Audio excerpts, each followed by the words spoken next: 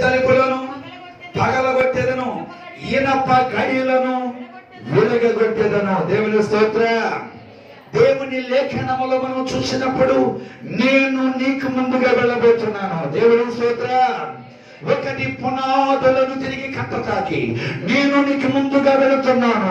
ఏ అడ్డు నీకు ఉండదో, ఏ ఆటంకము నీ జీవితంలో ఉండదో, ఏ ఆశీర్వాదమును స్వతంత్రించుకోకుండా, ఏ దీవెనని స్వతంత్రించుకోకుండా ఏ అడ్డు నిన్ను ఆపుతుందో, అది ఎరుకోలంటే సమస్య కావచ్చు, అది ఎర్ర సముద్రం లాంటి సమస్య కావచ్చు, అది యోగ్యాను లాంటి సమస్య కావచ్చు, అది వ్యక్తిగత సమస్య కావచ్చు.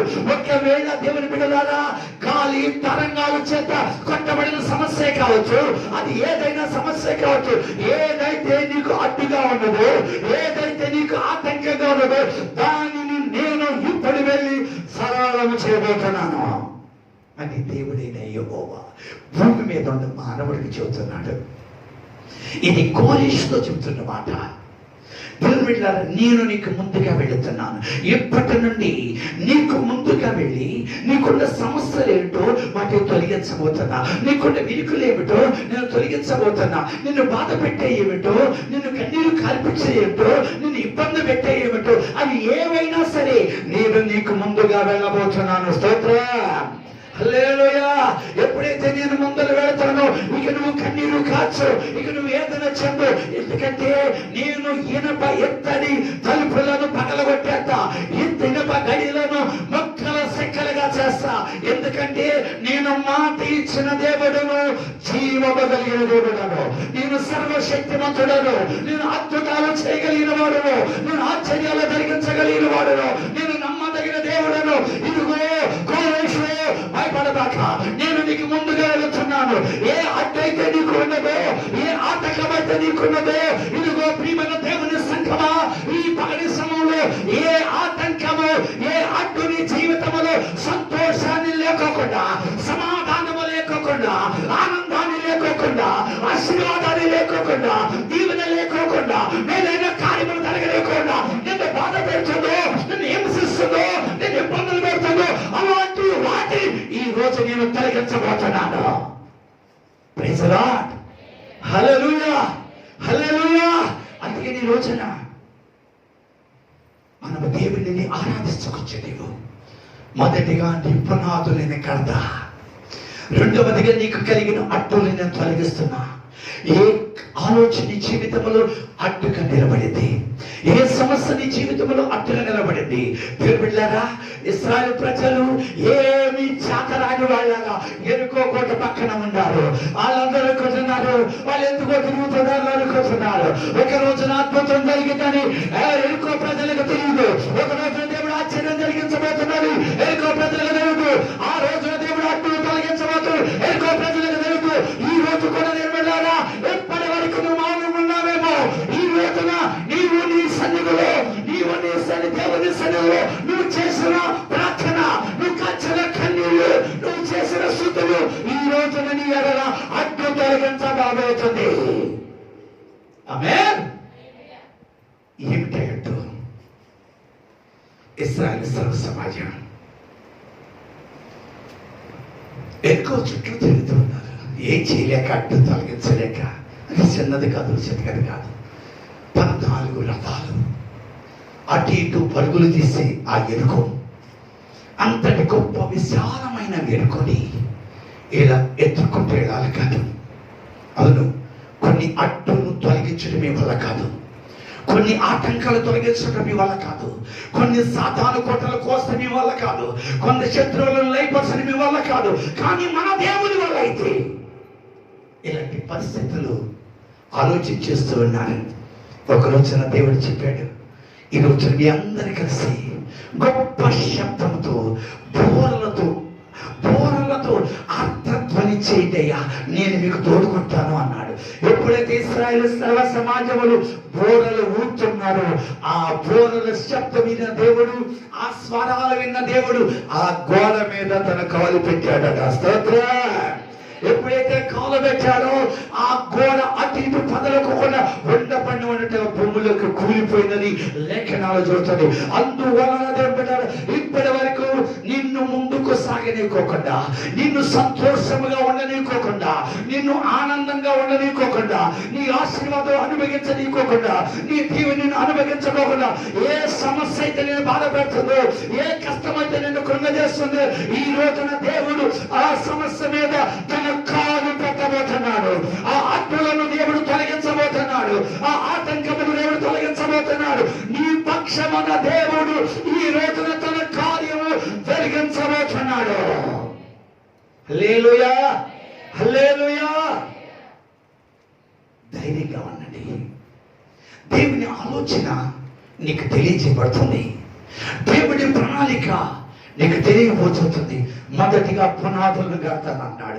రెండవదిగా ఆ పునాదులకి ఏ అడ్డులు ఉన్నాయో, ఏ ఆటంకాలు ఉన్నాయో ఈ రోజే నేను తొలగించబోతున్నాను.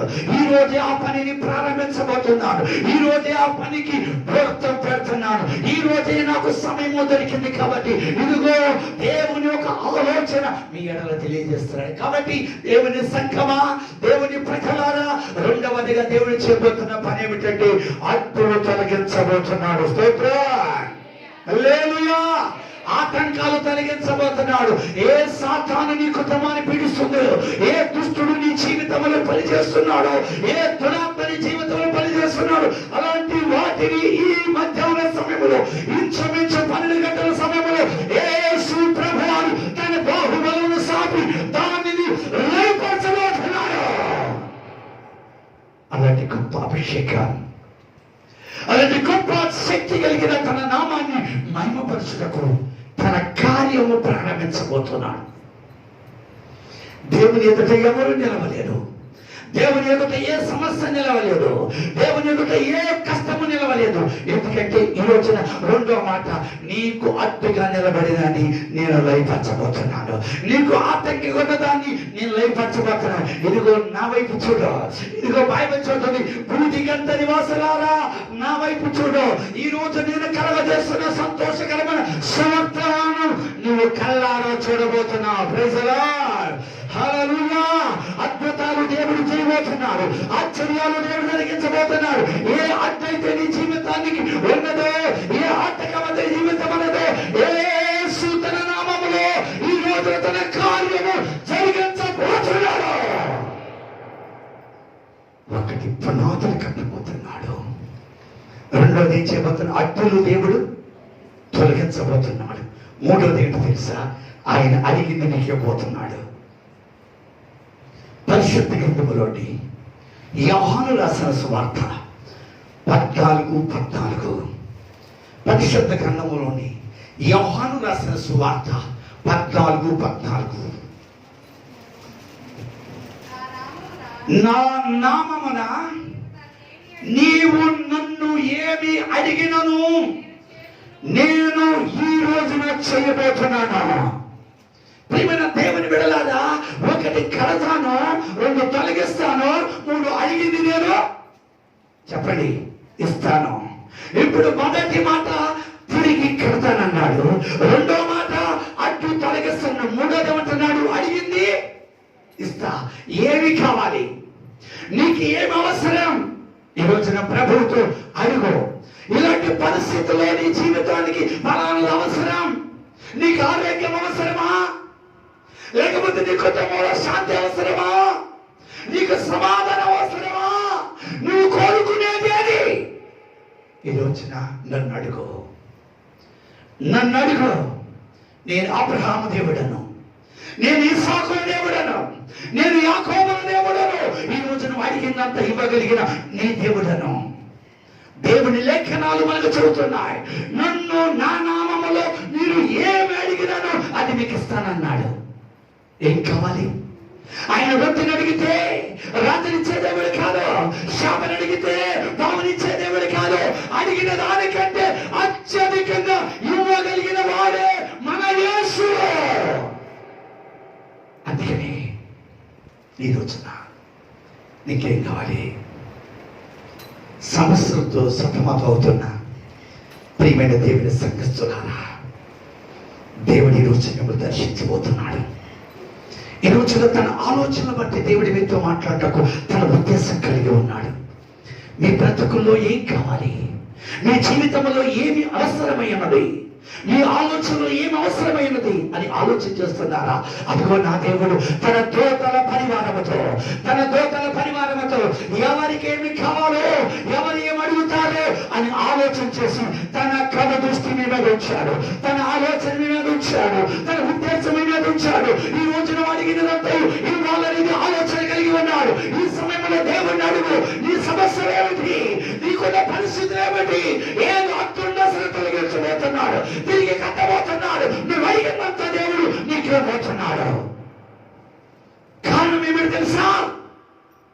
ఈ రోజున నా దేవుడిని చూస్తున్నాడు, నా దేవుడిని చూస్తున్నాడు. తన బిడ్డలైన వారు కృంగిపోతా నా దేవుడికి ఇష్టపడదు, తన బిడ్డలైన వారు బాధపడతా నా దేవుడికి ఇష్టపడదు. యేసయ్య ఈ రోజున నా జీవితానికి పలానా అవసరమైంది, నా జీవితానికి పలానా సమస్య ఉన్నది, ఇలాంటి ఇబ్బంది ఉన్నది, నేను ఆ పరిస్థితుల్లో ఏమి చెప్పలేక బాధపడుతున్నాడు. నువ్వు అడగమన్నావుగా నేను అడుగుతున్నాను, నువ్వు అడగమన్నావుగా నేను అడుగుతున్నాను. ఏ సమస్య అయినా సరే ఆ రిబాల శేఖమందరసి దేవుని సన్నిధిలో అడగండి.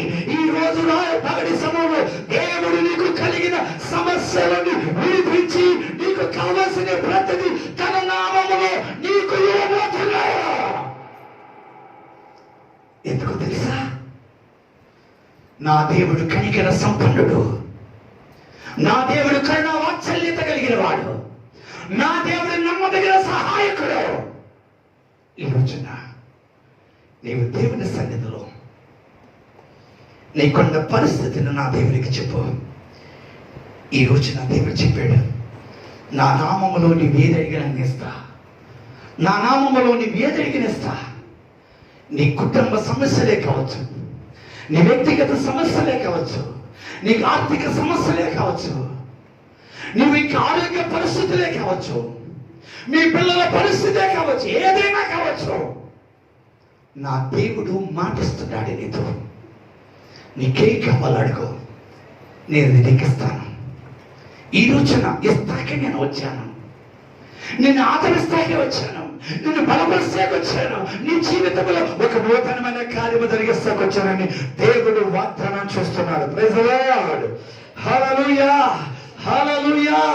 ఇకనైనా కానీ ఇప్పుడైనా కానీ దర్శింపరావా ప్రభు, అభిషేకం లేక దర్శనము రాక నశించుచున్నానయ్యా, నేను నశించుచున్నానయ్యా. ఇకనైనా కానీ ఇప్పుడైనా కానీ అందరూ మోకరించారు. చరావా ప్రభు, అందరూ మోకరించారు. అభిషేకం లేక దర్శనము రాక నశించుచున్నానయ్యా, నేను నశించుచున్నానయ్యా.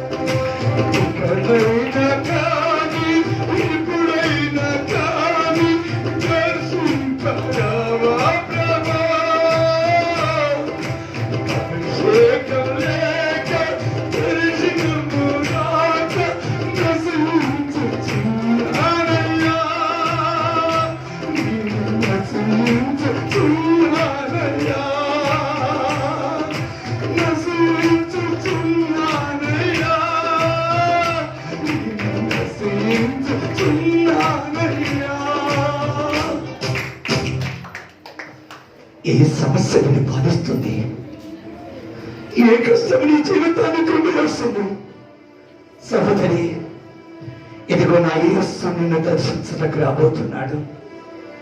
ఈ రోజున ఆయన దగ్గరకు వచ్చి దేవుడు వాగ్దానం చేశాడు కదా, ఎప్పుడో పాడైపోయినా ఎన్నో తరాల కింద పాడైపోయిన పునాదులు కడతాడు అన్నాడు కదా. నిన్ను ఏదైతే ముందుకు సాగలేకోకుండా అడ్డుగా నిలబడి నేను బాధ పెడుతుందో దాన్ని తొలగిస్తానన్నాడు కదా.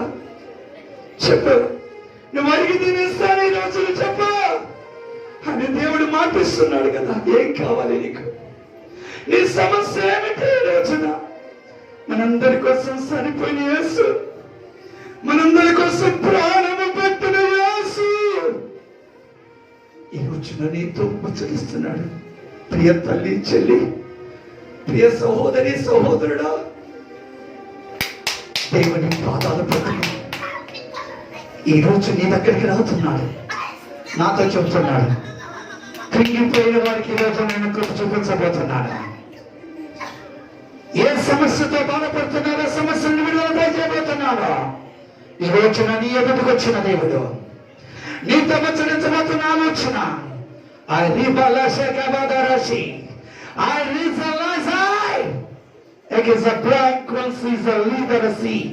It is a bright show. I live a rabba sheka mandarabasha. Jesus rise, Lord.